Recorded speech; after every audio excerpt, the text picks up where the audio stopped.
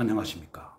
데살로니가 전서 5장 18절에 보면은 범사에 감사하라. 그것이 하나님의 뜻이라고 이야기를 하고 있습니다. 이 데살로니가 전서는 데살로니가인의 교회에 보낸 바울의 서신이죠. 범사에 감사하라 명령문입니다. 이 바울이 데살로니가인의 교회에 이런 말을 했을 때는 바울은 범사에 감사했다는 것을 간접적으로 이야기를 하고 있습니다. 그런데 이 평범한 우리는 과연 범사에 감사할 수 있을까요?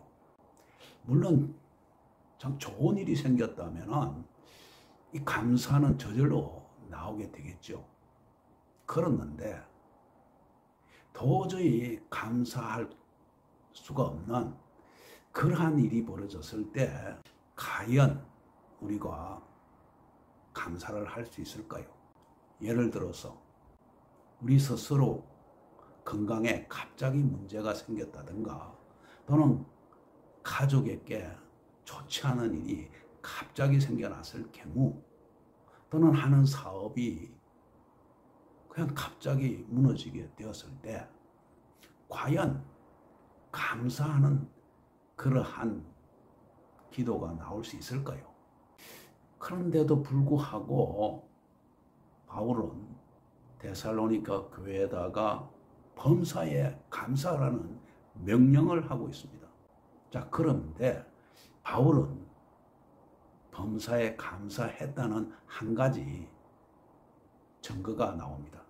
누가가선 사도행전 16장 25절에 보면은 바울이 감옥에 갇혀 있어요. 고통스러운 상황이죠. 이 복음을 전하다가 감옥살이를 하고 있어요. 신라와 함께. 그런데 거기에서 기도하며 찬송하니까 기적이 일어났어요. 감옥문이 열리니까 간수가 자고 있던 간수가 눈을 뜨고 보니까 감옥문이 열리고 난리가 났으니까 자결을 하려고 하죠. 그런데 멈추라고 바울이 이야기를 합니다. 그 바울과 실라는 도망가지 않고 그대로 있으니 놀래서 무릎 꿇고서 어떻게 하면 구원을 얻겠습니까? 라고 말을 합니다. 그렇게 해서 자신 그 간수와 그 가족들이 전부 다 구원을 받게 되는 놀라운 기적이 일어납니다. 이 바울은 감옥에 있으면서도 기도하고 찬양하는 그러한 감사하는 생활을 했던 것입니다. 또한 창세기에서 고난 가운데에서도 하나님을 품고 말씀대로 살면서 감사했던 한 인물이 있습니다. 요셉이죠.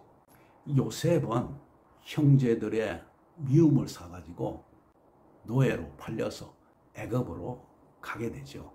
그 애굽의 진위 대장인 보디발의 종으로 들어가게 됩니다.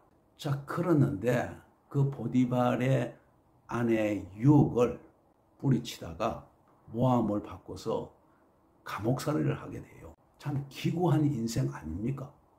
그러는데 하나님 안에서 올바르게 삶을 살다 보니까 애굽의 총리가 됩니다.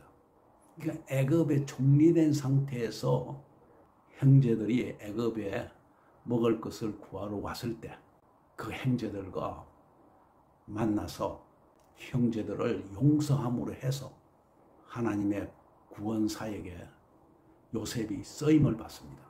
이러한 것을 우리는 하나님께서는 협력하여 선을 이루시는 분이라고 얘기하죠. 로마서 8장 28절을 한번 봅시다. 제가 개역 개정으로 로마서 8장 28절을 읽어보겠습니다. 우리가 알거니와 하나님을 사랑하는 자, 곧 그의 뜻대로 부르심을 입은 자들에게는 모든 것이 합력하여 선을 이루. 하나님을 사랑하는 자, 곧 그의 뜻대로 부르심을 입은 자. 앞에서 이야기했던 바울과 요셉은 하나님을 사랑하는 자, 곧 그의 뜻대로 부르심을 입은 자. 임에 틀림없지 않습니까? 여러분들은 어떻습니까? 하나님의 부르심을 입은 자가 아닙니까? 하나님의 부르심을 입은 자는 범사에 감사해야 됩니다. 그러면은 비록 지금은 불행한 일, 고통스러운 일이라 하더라도 하나님께서는 협력하여 선을 이루시기 때문에 그래서 범사에 감사해야 한다는 이야기죠.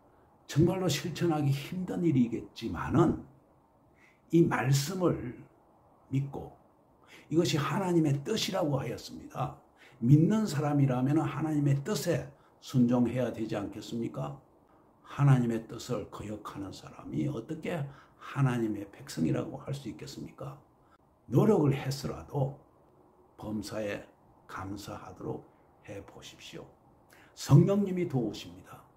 성령의 도움이 없이는 정말로 범사에 감사할 수가 없습니다. 오늘은 여기까지 하겠습니다. 감사합니다.